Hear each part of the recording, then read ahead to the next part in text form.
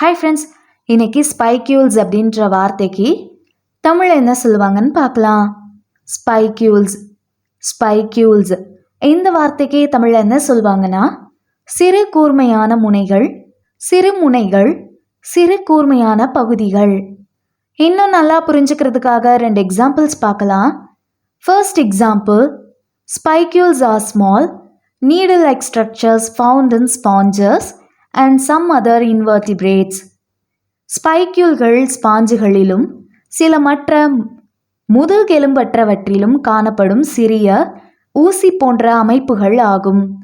Second example, the presence of spicules can help identify certain species of marine organisms. ஸ்பைக்யூல்களின் இருப்பு கடல் உயிரினங்களின் சில இனங்களை அடையாள காண உதவும். இன்னொரு வீடியோவில் வேற ஒரு ஆங்கில வார்த்தைக்கு தமிழ் என்னன்னு பார்க்கலாம். அது வரைக்கும் பை.